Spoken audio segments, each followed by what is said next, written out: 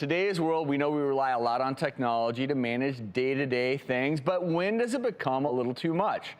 Well, maybe right now. Facebook is developing a new device that will let you feel messages through your skin.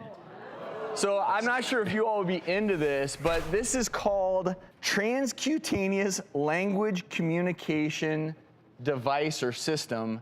I don't know how it would work. Do you have a choice where you can be tickled? I mean, does it break it down, the type of message? It's family show here. A business message may go to your arm, but I love you. Woo! Yeah! Yes, I will be home at Leave it to the guy. That sounds like too much to me. Just in those words going on, I'm out. That just sounds like too much going on. Well, so it's actually a really interesting device. It's a prototype right now, and it's meant to go on the forearm. And what it does is it actually vibrates to transmit sounds. And so the idea for Facebook is that people are really addicted to their smartphones. They're always walking around, they're looking at their phone, and it's interrupting normal human interaction. This is a more discreet way where you can actually learn through phonemes, which are these kind of sounds that are universal to languages. And through the vibrations, it can transmit these messages to you. So they've actually trained people in an hour and a half. People learned 100 words through this method in their research studies at MIT. Wow.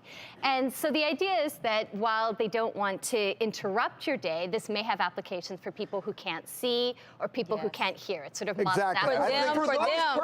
It makes a lot of sense. However, if this is happening 100, 200 times a day, how is that not interrupting your day? It's true. Well, in fact, it would seem like it'd be more interrupted. Well, you're going to get more interruptions because you may miss some things that come through now. You can't miss a beat. And also, from a practical standpoint, like transcutaneous messages, for me, it's a strong no. What does that even mean from a health perspective? I would want some long-term studies saying that there won't be any ramifications in 50 years. Maybe nothing will happen today or tomorrow, but what's going to happen in 50 years? Like, how long will they study it before they roll it out? So I'm out. That's like being cattle prodded. I'm out. Right. It's classical conditioning. Every time you get a thing,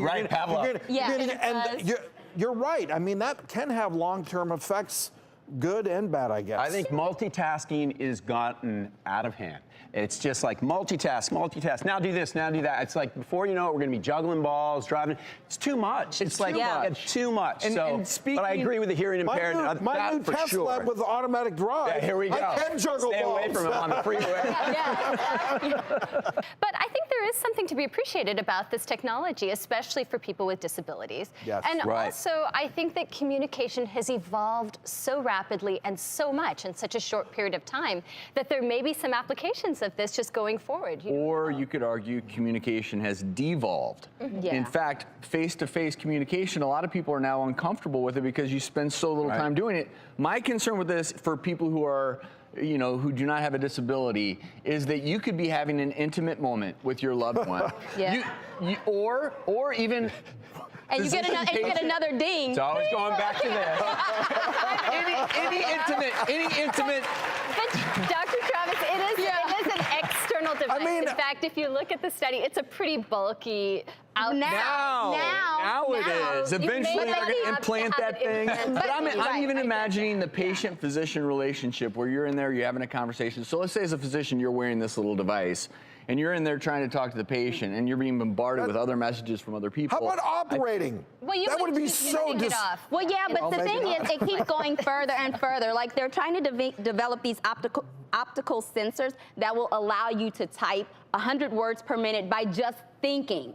So it's going further and further and further. Where will it stop? Does it end? That would be cool. Because my thumbs get in the way. Well, think about it. But then if they can do that, then potentially they can develop something where somebody else can get your thoughts. Think about if I could know all the things going through your mind, Dr. Ordon. Would we really be friends? Yeah. We would really be